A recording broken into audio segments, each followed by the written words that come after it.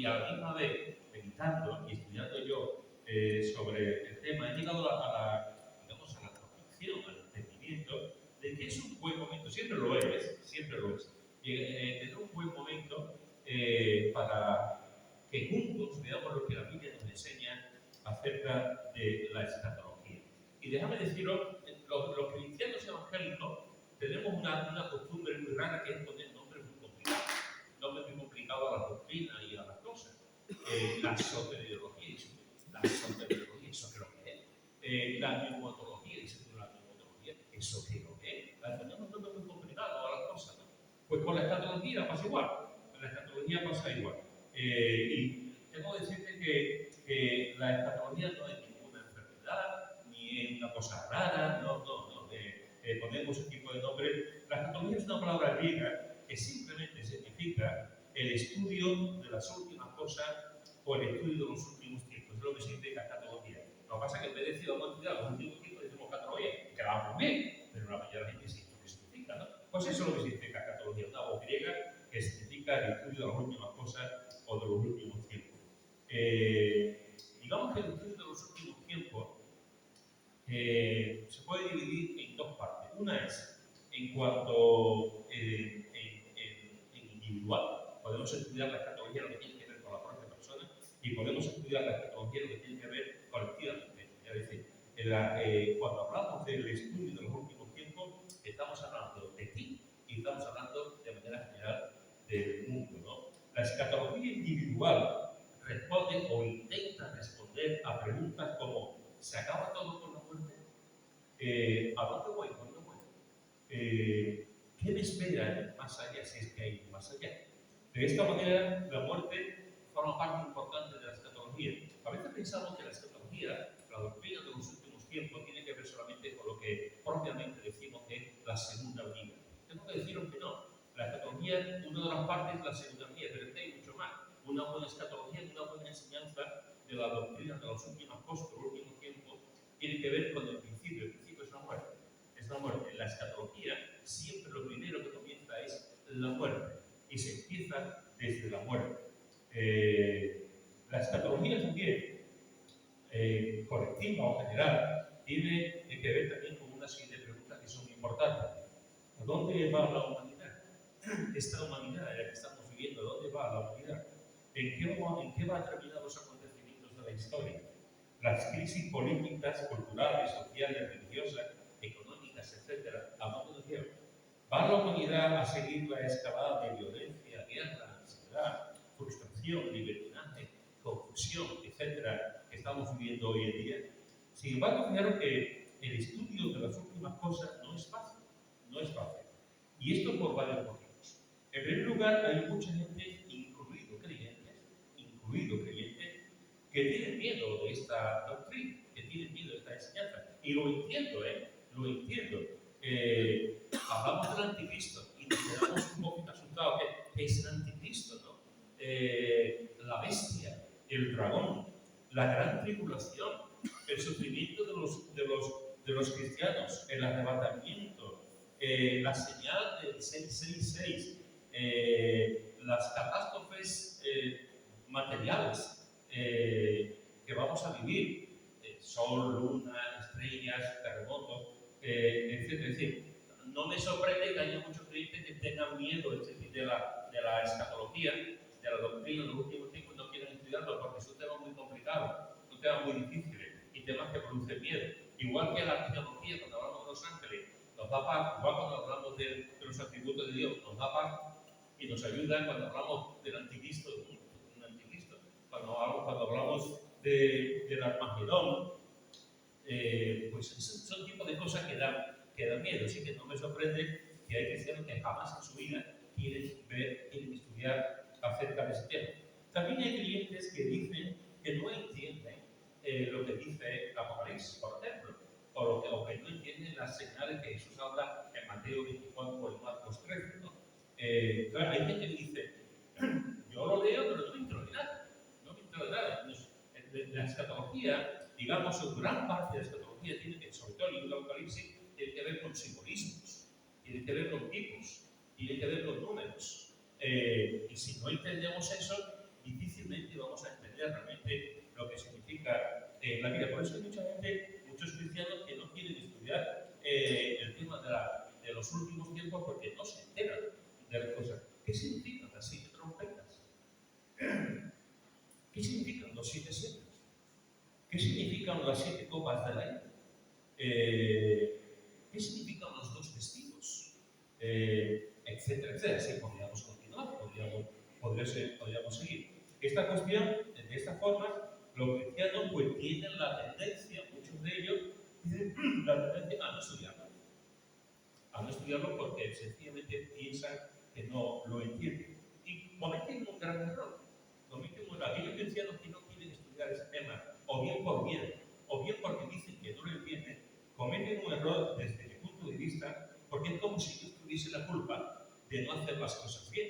Es como si Dios a la hora de escribir la Biblia tuviese un fallo, tuviese un error, porque nos pone las cosas de tal forma que no nos enteramos de las cosas. Entonces, culpable es él, porque podría haberlo puesto un poco más clarito, podría haber las cosas puesto un poquito más fácil, ¿no? Que podamos entender. Claro, si pensamos que no entendemos, pues no vamos a estudiar. Déjame deciros que la palabra de Dios y este tema de la segunda venida son cosas muy importantes y no es fácil entenderlas, pero eso no significa que dediquemos tiempo al estudio, eso no significa que dediquemos tiempo a averiguar, eso no significa que dediquemos tiempo a meditar estos textos, incluso y comprar libros que nos puedan ayudar también en la meditación, pero sobre todo en la lectura de la palabra. Dios no es culpable, Dios nos da la Biblia y nos revela la Biblia.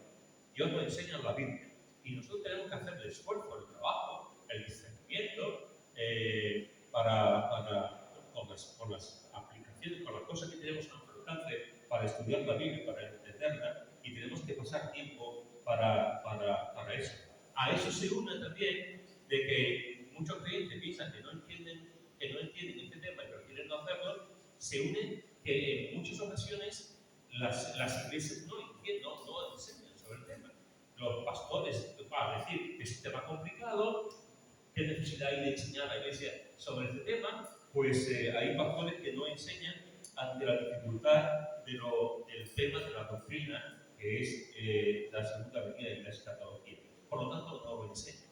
Y eso también, pues la iglesia lo nota también, los clientes, si no lo leen en su casa, si no lo meditan en su casa, si no se escucha tampoco en la iglesia acerca de la escatología de los últimos tiempos, pues se quedan realmente, digamos, sin saber realmente lo que la Biblia. Cuatro o cinco estereotipos nada más. Todos los cristianos saben algo del anticristo, pero jamás han estudiado sobre el anticristo. Todos los cristianos saben algo del milenio, pero el milenio realmente, ¿qué significa? Tenemos cositas así. Hablamos de Israel, hablamos del templo, las 4 o 5 cosas que todos los cristianos saben.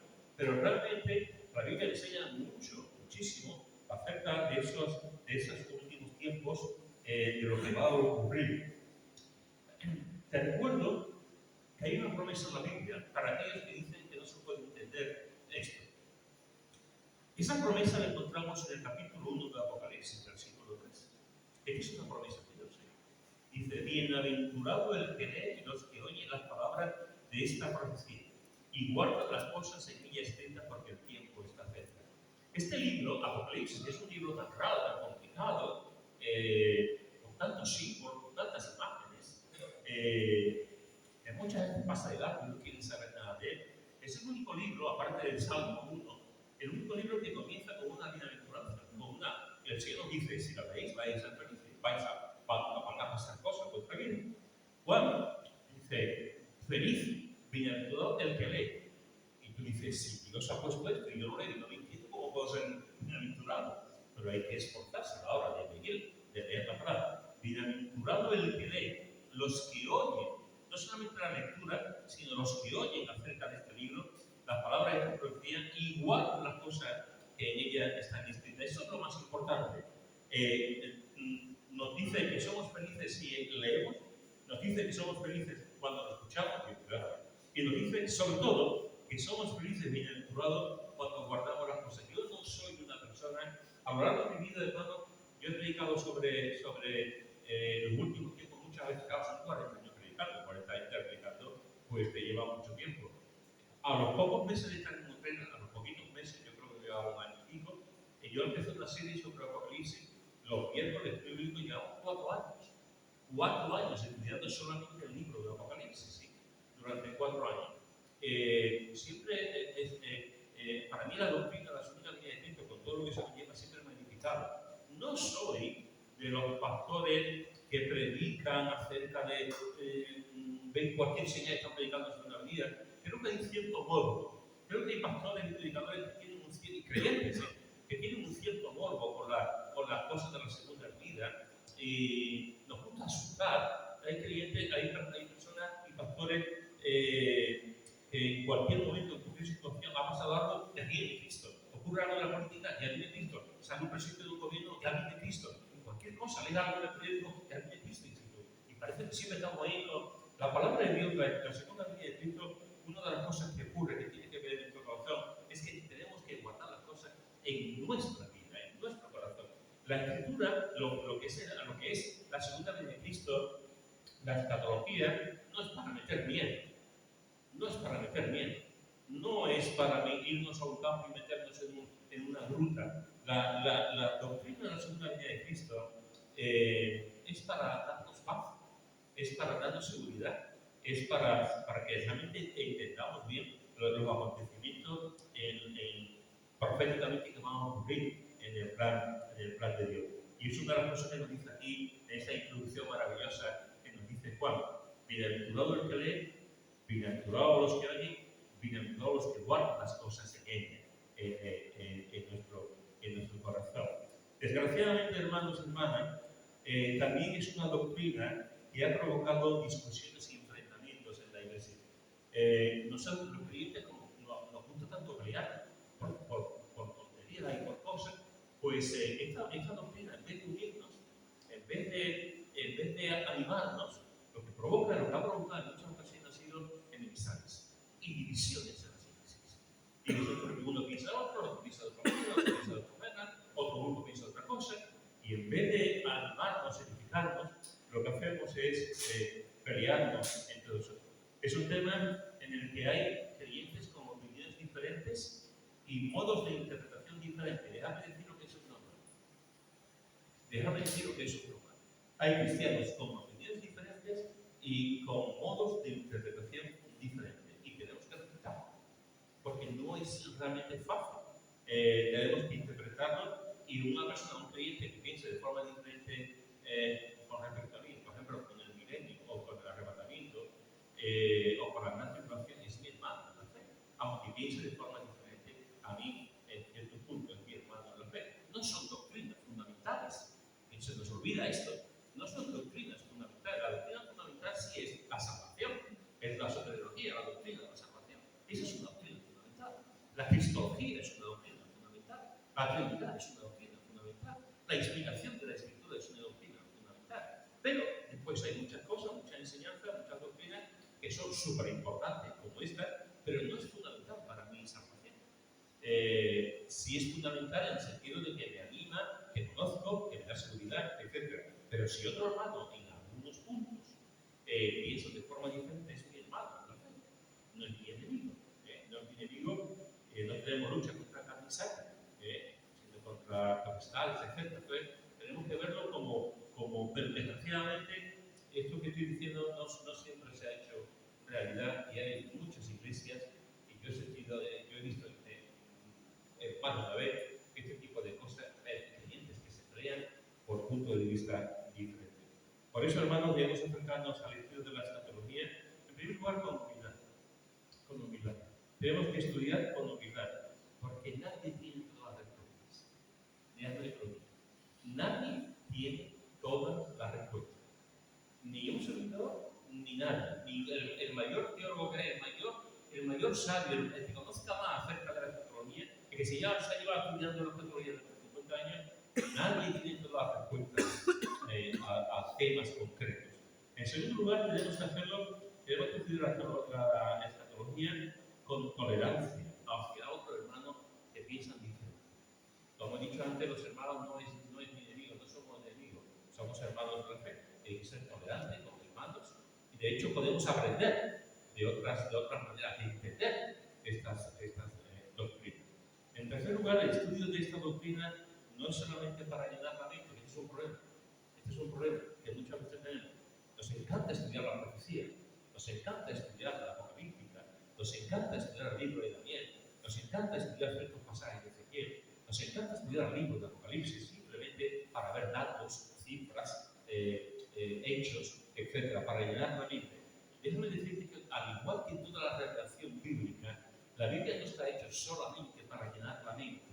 La Biblia está escrita fundamentalmente para llevarnos a la salvación, para darnos, para conocer al Señor y para que tengamos el deseo de vivir bajo su voluntad y de hacer las cosas realmente como el Señor quiere.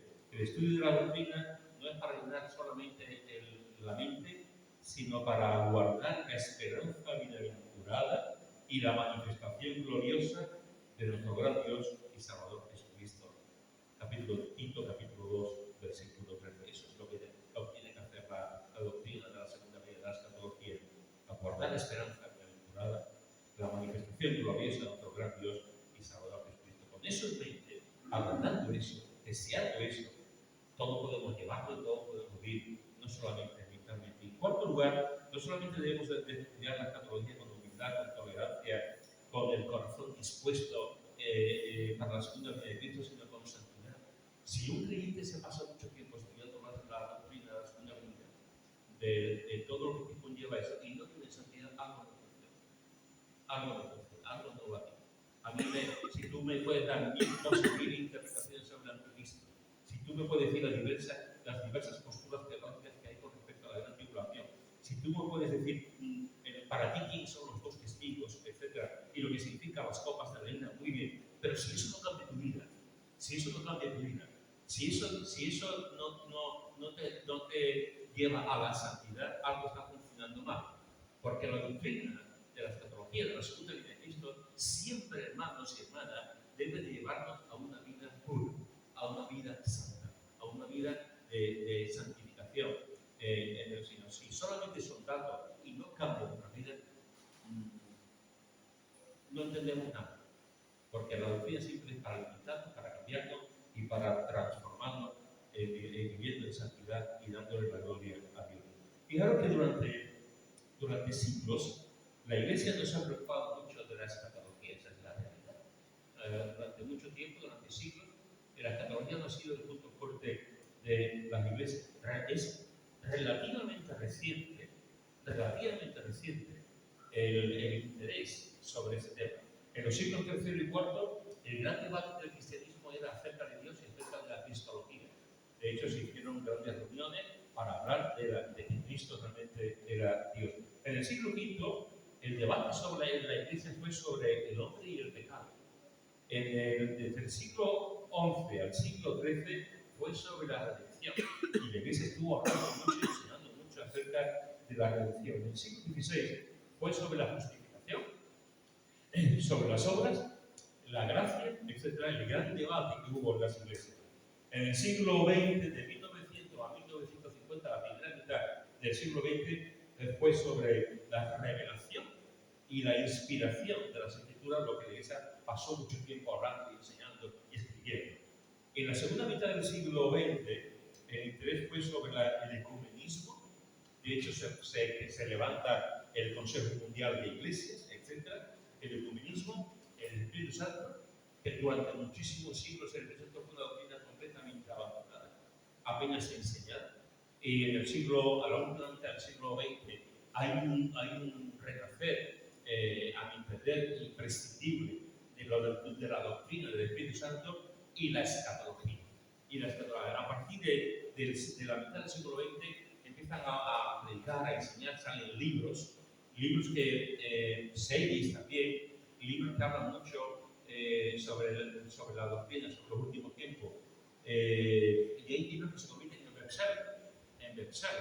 No estoy hablando de si la teología era buena o no era buena, ¿no? Pero hay libros que se venden y la gente, las iglesias, empiezan a moverse, a hablar, a enseñar sobre la segunda venida de Cristo. Por lo tanto, de una forma, digamos, que podamos ver, es relativamente reciente el interés que muestran las iglesias, los creyentes, en la escatología.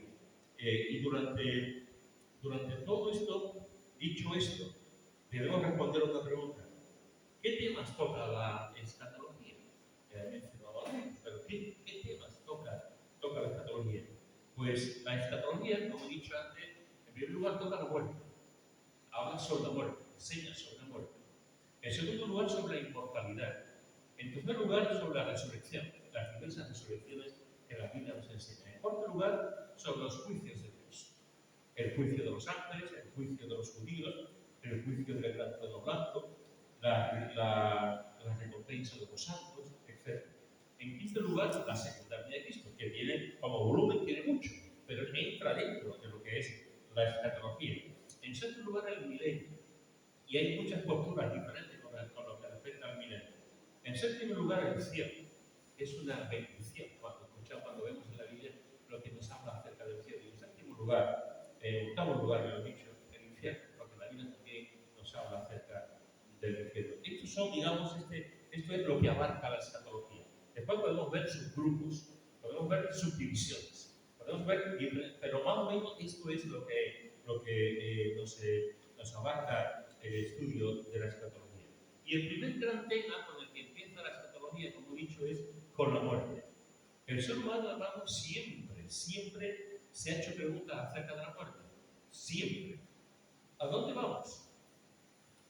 ¿Qué me espera en la muerte? Con la muerte? ¿Cómo será la muerte? ¿Cómo será lo que hay después de la muerte? ¿Habrá vida después de la muerte? Etcétera, etcétera. Estas son preguntas, llámalo tú metafísica, filosófica, llámalo como quieras. A mí me parece que son preguntas muy normales que el ser humano, desde que es ser humano, desde que el pecado entró en el ser humano, se hace en cuanto al tema de la muerte. Y la muerte, hermanos, es un hecho que todo ser humano debe de enfrentar. En los tiempos que vivimos, la muerte no es agradable, nadie quiere hablar de la muerte. Estamos en un mundo donde cada vez se habla más de la eterna juventud, estamos en un mundo donde nadie quiere tener una conversación sobre la muerte. Nos da, hablando en andaluz, nos da un poco de repulso cuando hablamos de la muerte. Estamos acostumbrados a la vida, a los mensajes de la vida, a las cosas de la vida, a la filosofía de la vida. Y nadie quiere hablar, ni siquiera quiere hablar de la vejez. Es un tema que está ahí, que es un tema normal y corriente. Y nadie quiere hablar tampoco de la vejez, de las cosas que ocurren en la vejez. Ni la muerte tampoco se quiere hablar, y los cristianos igual, tampoco quieren hablar. Es un tema que nos produce cierto miedo. Y la muerte, tengo que deciros, hermanos y hermanas, que la muerte, todos lo sabemos, la muerte puede venir en cualquier momento, la muerte puede venir en cualquier sitio, la muerte puede venir a un señor pobre, a un señor rico, a un jubilado, a un trabajador. La muerte es muy democrática. Quizás es lo más democrático que hay. Todo el mundo pasa por aquí. Y ahí se libera todo el mundo. Ahí se libera todo el mundo. La muerte siempre produce tristeza, siempre produce dolor, porque la muerte no es natural, no forma parte del plan de Dios. Siempre produce dolor. Los antiguos judíos decían una especie de refrán que decía: en esta vida la muerte no soporta que los hombres estén alegres. En esta vida la muerte no soporta que los hombres estén alegres. Fray Luis de Granada escribió: oh muerte, cuán amarga es tu memoria, cuán presta tu vanidad, cuán secreto tus caminos, cuán dudosa tu hora, cuán universal tu señoría. Franklin escribió: el hombre débil teme a la muerte, el desgraciado la llama, el valentón la provoca y el hombre sensato la espera. Séneca dijo: incierto es el lugar donde la muerte te espera, espérala pues en todo lugar. Hay dos certezas, o varias certezas, hay dos certezas sobre la muerte. La primera es que todos vamos a morir, es inevitable. Es inevitable. Intentamos hacer por todos los medios, estamos todo el mundo esperando a la copa del agua, como pasaba con Indiana Jones en la segunda de la cruzada, que estaban llevando a la copa de Jesús bebió, porque decían que si se bebía del agua de esa copa iba a tener la historia de la humanidad está llena de literatura, o sea, pregunten a los griegos de literatura acerca de encontrar la piedra filosofal, la fuente de la juventud, etcétera, etcétera. Hoy en día nos hablan de pastillas, hoy en día nos hablan de cosas que nos van a ayudar a la hora de alargar la vida. Hoy nos hablan también de que hay grandes hombres y mujeres con muchos recursos económicos que están priorizados, que están congelados. Walt Disney, por ejemplo, que dicen que está privilegiado hasta que se encuentre una cosa para darle devolverle otra vez a la vida, etc. El gran sueño del ser humano es ser igual a Dios. Eso nunca ha cambiado. El gran sueño del ser humano es querer tener la vida, pero morir, hermano, por mucho que haya. Es verdad que ahora no morimos con 20, 25, 20, 30 años. Antiguamente en la Edad Media, normalmente lo normal era los 20, 40, 50 años. Había gente que llegaba mayor, pero entre 40 y 50 años las enfermedades, la forma de comer, ha cambiado mucho. Ha cambiado mucho. Hoy en día podemos vivir 80, 90, 100 años 70, y bien conservado. Antiguamente tú veías una persona mayor y tú notabas que esa persona realmente. Hoy vemos una persona mayor, oye, y tú dices, pues no estás mayor, porque nos conservamos bien, nos alimentamos bien, tenemos una ropa diferente, etcétera. Es diferente. Pero al final, hermano, todos vamos a morir. Todos, absolutamente todos. Por eso es importante que pensemos en la muerte. Por eso es importante que meditemos en la muerte. Por eso es importante que no tengamos miedo a la muerte los cristianos. Porque sabemos que al final, desde que nacemos, desde que el bebé nace, hasta ya estamos condenados a la muerte. Esto es así. Y también, otra de las cosas que ocurre con la muerte es que es incierta. Nunca sabemos cuándo va a morir. Nunca sabemos cuándo va a morir. Esto nos iguala a todo. Porque tú dices, yo puedo preparar, yo puedo estar, yo puedo controlar, yo puedo hacer muchas cosas. No voy a salir de mi casa para no morir, para no tener un accidente. Y un terremoto y pum. No voy a poder buscar un coche porque no me fío de los coches, así que tengo otro piso y no autobús. Y ahora en el autobús, pues te da un yuyu y pum. O sea, nadie sabe realmente cuándo vamos a morir. Nunca sabemos el día y la hora. Por eso tenemos que estar preparados. Precisamente por eso tenemos que estar preparados. No sé si alguna vez han salido las noticias. Yo recuerdo cuando yo era más chaval, pero no pasaba, recuerdo una noticia que salió de un cardenal francés muy importante en Francia, un cardenal francés de una gran diócesis, que había muerto en una casa de mujeres. había muerto en una casa de mujeres, el dichoso cardenal, y murió en plena faena. Murió en plena faena. Pues imaginaros cuando llegaron allí y el hombre allí y muerto. Después la Iglesia Católica de Francia lo que dijo era que había ido a hacer una labor de apostolado. El apostolado en el caso de entonces, fijaros que esto pues ha pasado muchas veces y para nosotros como clientes es una cuestión importante. Si yo cuando me toca a mí el turno, ¿dónde voy a estar? ¿Qué voy a estar haciendo? Por eso es importante que el cliente sepa que en cualquier momento Dios puede venir y en cualquier momento Dios me puede venir. ¿Con qué compañía voy a estar? ¿En qué lugar voy a estar? ¿Qué estoy haciendo en ese momento? Porque no me gustaría que me pasara como al cardenal. No me gustaría que nos pasara cuando nos pase el momento, digan, mira cómo hemos, tenemos que estar velando, siendo sabios, en dónde nos juntamos, con quién nos juntamos y las cosas que estamos haciendo. ¿Por qué tenemos que morir? ¿Por qué tenemos que morir? Pues la Biblia nos enseña, con su realismo bíblico, la Biblia nos enseña que la muerte, hermano, es consecuencia del pecado, como todo lo que estamos aquí sabemos. Mira lo que dice en Génesis capítulo 2, Génesis capítulo 2, versículos 16 al 17. Génesis capítulo 2, versículo 16 y 17. Y dice así: y mandó Jehová Dios al hombre, diciendo: de todo árbol del huerto podrás comer, mas del árbol de la ciencia del bien y del mal no comerás, porque el día en que de él comieres, ciertamente morirás. Y todos sabemos lo que ocurre. Todos sabemos lo que pasó. Todos sabemos que al final transgredieron la norma de Dios, el mandato de Dios. Al final comieron de ese árbol y vino la muerte. El capítulo 3, versículo 19 de Génesis, dice: con el sudor de tu rostro comerás el pan, hasta que vuelvas a la tierra, porque en ella fuiste tomado, pues polvo eres, y al polvo volverás. A consecuencia del pecado, el hombre, Dios no hizo al hombre para morir, Dios hizo al hombre para vivir. Lo que haremos en el cielo. O sea, ahora hay un paréntesis. Después del pecado hay un paréntesis. Pero el plan original se volverá a llevar en el cielo. En el cielo no habrá muerte.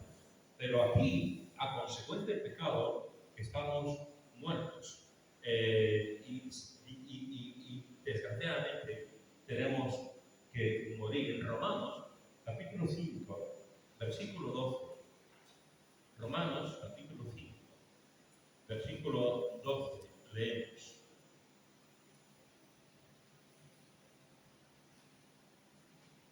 Dice: por tanto, como el pecado entró en el mundo por un hombre, y por el pecado la muerte, así la muerte pasó a todos los hombres, por cuanto todos pecaron. Todos pecamos. A veces me encuentro a personas que me dicen, y supongo que a ti también, personas que dicen: yo qué culpa tengo del pecado de la tierra, porque yo tengo que morir.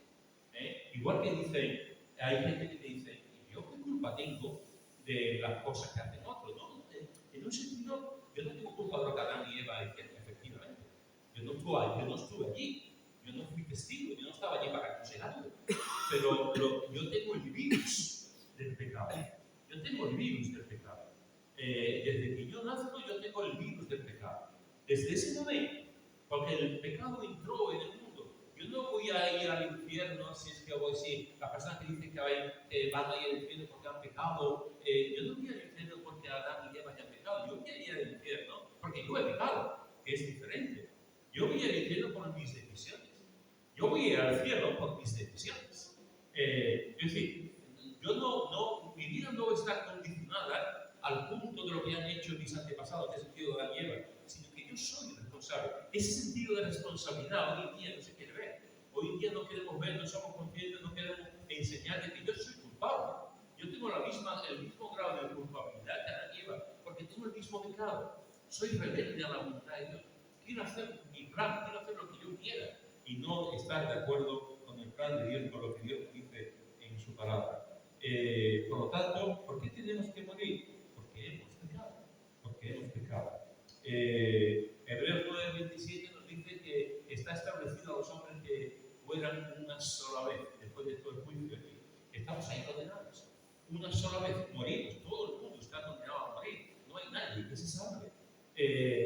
Y después de esto viene el juicio. Y hay un texto en 1 Corintios, capítulo 15, versículo 21 y 22. 1 Corintios, capítulo 15, versículo 21 y 22, que dice: porque por cuanto la muerte entró por un hombre, también por un hombre la resurrección de los muertos. Así como en Adán todos mueren, también en Cristo todos serán vivificados. La Biblia nos enseña, hermano, que la muerte es el resultado del pecado. Como resultado del pecado, morimos. Pero como resultado de la muerte de Cristo, vivimos para Cristo. Así que la pregunta es: ¿por qué tenemos que morir? Porque somos pecadores. Porque hemos transgredido, no solamente a la Eva, sino yo y tú. Hemos transgredido y estamos separados de Dios por el pecado. Otra pregunta importante es: ¿qué es la muerte? ¿Qué es la muerte? Para algunos, la muerte es un descanso eterno. Morimos y descansamos, ya se acabó. Un descanso eterno para siempre. Para otros es una reencarnación. Una reencarnación. Nos vamos reencarnando en diversas cosas, en diversos animales. Depende del estado, de lo bueno que hayamos hecho, del karma que hayamos tenido, encarnación que hayamos tenido y podemos pasar de ser hormigas hasta llegar y desintegrarnos después en el cosmos, digamos, la deidad, ¿no? La reencarnación que puede durar siglos y siglos y siglos. Otros piensan que la muerte es la desaparición total, la aniquilación total. Morimos y se acabó. Ya está. No hay más allá. No hay algo después de la muerte. No hay absolutamente nada. Morimos y se acabó. Otros piensan que nos convertimos en ángeles. Hay personas que piensan que cuando morimos nos convertimos en ángeles o en polvo de estrellas, o en energía, o en el budismo piensan que nos ponemos hacemos como en el nirvana, la desaparición por los dioses. Es decir, cada uno, mucha gente piensa en la muerte y piensan de forma diferente, ¿no? Y esto me llama la atención, porque este es un argumento, para mí, importante en cuanto a la vida después de la muerte. ¿Por qué hay tantas civilizaciones, tantas culturas, desde hace siglos, millones de años, algunos? ¿Por qué la gente piensa y plantea el tema de la muerte? Si la gente pensara que no hay vida después de la muerte, no se hablaría de nada. No habría diversos puntos de vista. Pero cuando se habla de puntos de vista, cuando se habla de vida después de la muerte, es porque el ser humano se interroga sobre si hay algo. Por eso hay tantas ideas, tantas cosas sobre la muerte. Bíblicamente hablando, podemos preguntarnos, ¿realmente qué es la muerte? ¿Qué es la muerte? Y la Biblia enseña que la muerte no es una destrucción, no es un fin, sino simplemente una separación. Sino simplemente la muerte es una separación. Pasamos de un lugar a otro. A mí me encanta esto. Pasamos de un lugar a otro. Y lo que dice en Filipenses, Filipenses, capítulo 1, versículo 21 al 23. Filipenses, capítulo 1, versículo 21 al 23. Y dice así. Porque para mí el vivir es Cristo y el morir es ganancia. Mas si el vivir en la carne resulta para mí el beneficio de la obra, no sé entonces qué escoger. Porque de ambas cosas estoy puesto en estrecho, teniendo deseo de partir y estar con Cristo, lo cual es muchísimo mejor. Es interesante lo que estaba diciendo aquí el apóstol Pablo. El apóstol Pablo está diciendo, es uno de los textos más importantes que aparece en la Biblia. Es uno de los textos que más se predica en los entierros. Es uno de los textos que más ha consolado a los cristianos. Pablo decía, para mí el vivir es Cristo. Amén. Amén. Amén. Para mí el vivir es Cristo.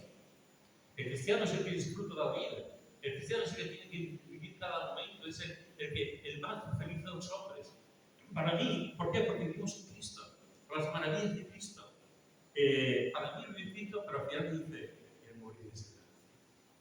Como que voy a ganar. Como que voy a ganar. Nosotros pensamos que vamos a perder. Pero Pablo dice, no, yo voy a ganar. Para mí vivir es Cristo y el morir es ganancia.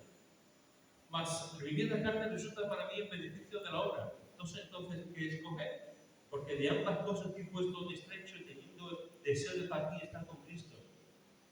Por lo cual es muchísimo mejor. Yo quiero quedarme aquí por vosotros, filipenses. Yo quiero quedarme aquí para la obra de Dios. Yo quiero quedarme aquí para seguir presentando el Evangelio. Pero me gustaría estar con el Señor, me gustaría estar en el cielo. Porque para mí es muchísimo mejor. Por necesidad me quedo. Por vocación me voy. Por estar con vosotros, por la responsabilidad que me queda de consigo delante. Pero mi corazón vuela hacia el cielo, hacia la presencia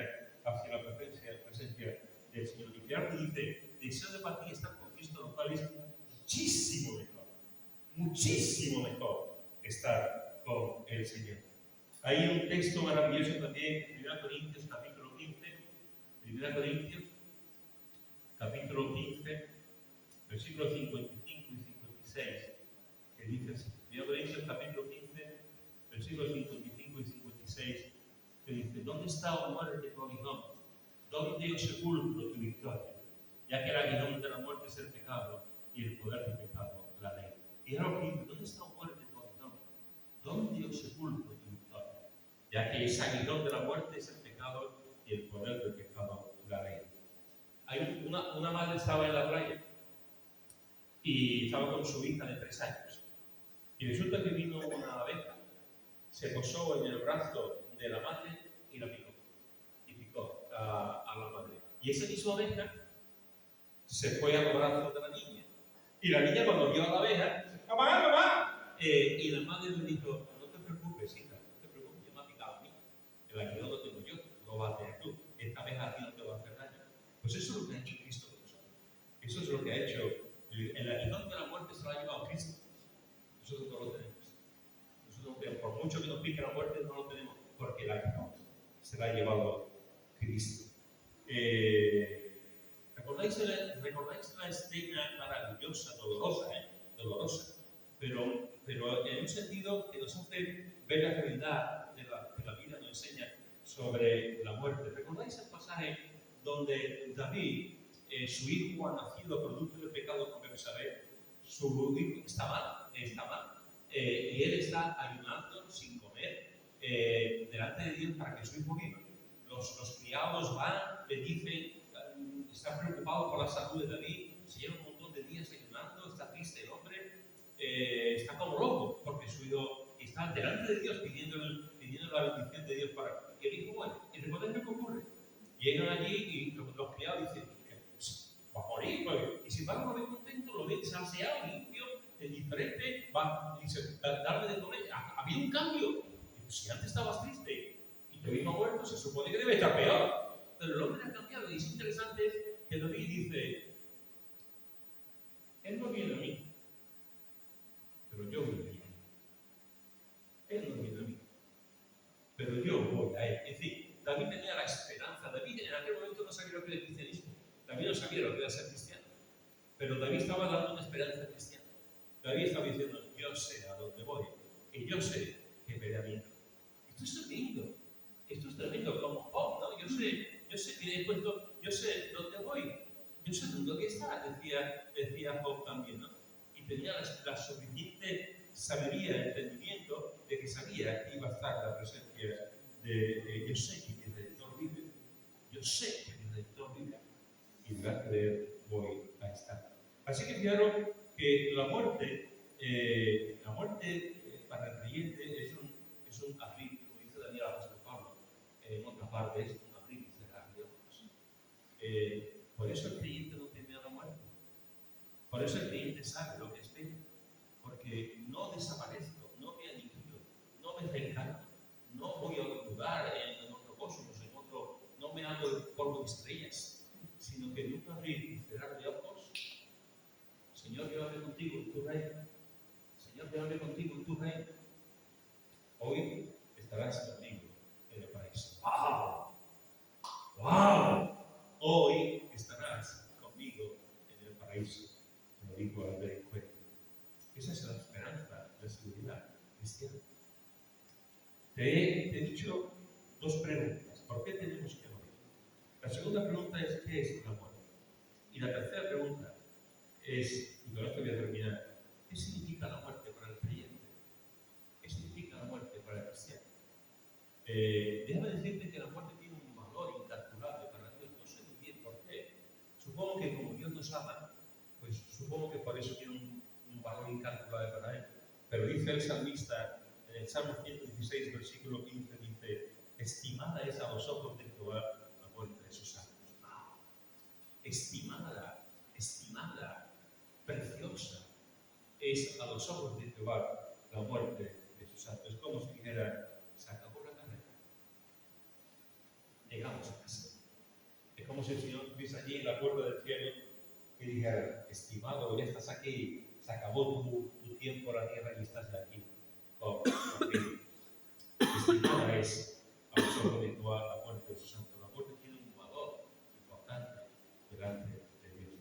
En segundo lugar, la plena felicidad, hermanos, aunque esto parece una contradicción en el mundo en el que vivimos, con la filosofía de vida que hay hoy en día, con el deseo de ser feliz, y ya está. La Biblia nos dice que realmente la plena felicidad se alcanza con la muerte. Esto no lo va a decir nadie. Esto no lo vas a decir en una televisión. La plena felicidad se alcanza con la muerte. La gente lo va a decir mil cosas. Pero la Biblia dice, bienaventurados de aquí en adelante los muertos que mueren en el Señor. Sí, dice el Espíritu, descansarán de sus trabajos porque sus obras no siguen. Bienaventurados, felices de aquí en adelante, los muertos que mueren en el Señor. Hermanos, se acabó los sufrimientos, se acabó los dolores, se acabó los malos entendidos, se acabó las consecuencias del pecado, se acabó todo. Bienaventurados los que muertos que mueren en el Señor. No solamente la muerte tiene valor delante de Dios, no solamente es la plena felicidad, y eso nos debe de animar, hermanos, nos debe de animar de ver que la plena felicidad es cuando yo en un momento cristiano de algo estoy en la presencia de mi Dios, sino que además, déjame decirlo de esta forma, Dios no es un Dios de muertos, sino un Dios de vivos. Dios no es Dios de muertos, sino Dios de vivos. Dice en Mateo capítulo 22, versículo 22, Dios no es Dios de muertos, sino de vivos. Y esto se repite en varias ocasiones. Yo soy el Dios de Abraham, como si Abraham siguiera vivo. Yo soy el Dios de Jacob, como si Jacob siguiera vivo. Yo soy el Dios de Isaac, como si Isaac siguiera vivo. Dios no es un Dios de muertos. Dios es un Dios de vivos. Alguien escribió, me parece una lectura maravillosa. Alguien escribió, pensamos en la muerte como un final. Pensemos mejor como un comienzo. Pensamos que vamos a perder algo. Pensemos que vamos a ganar mucho. Pensamos en un adiós. Pensemos en un encuentro. Pensamos que vamos a marchar. Pensemos que vamos a llegar.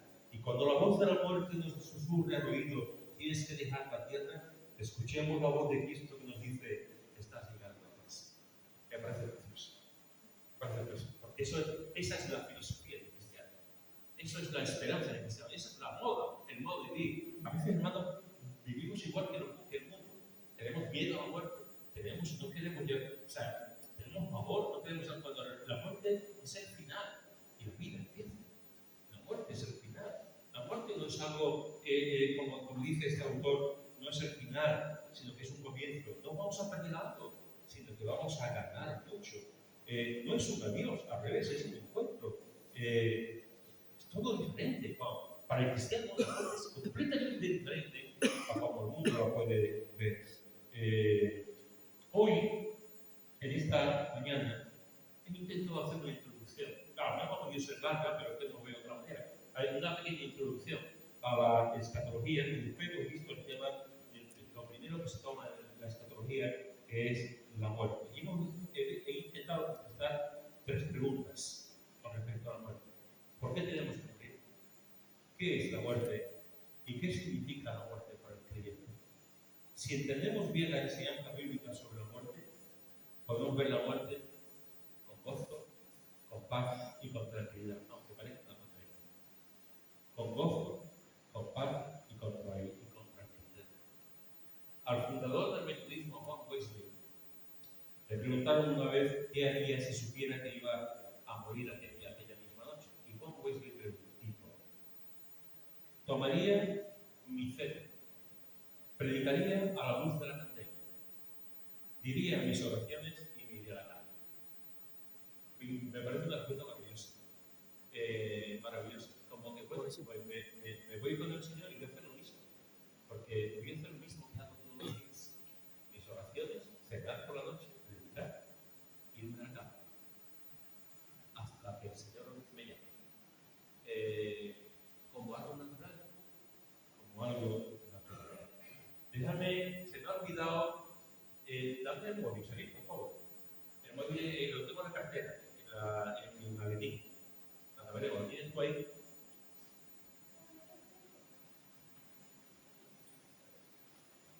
¿Pero qué traes tú, Emma?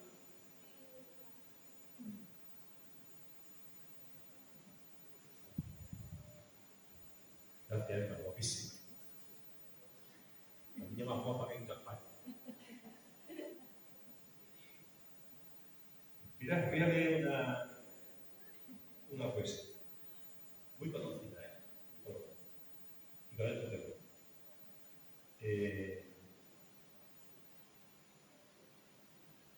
Seguramente lo mismo Fernando va a saber.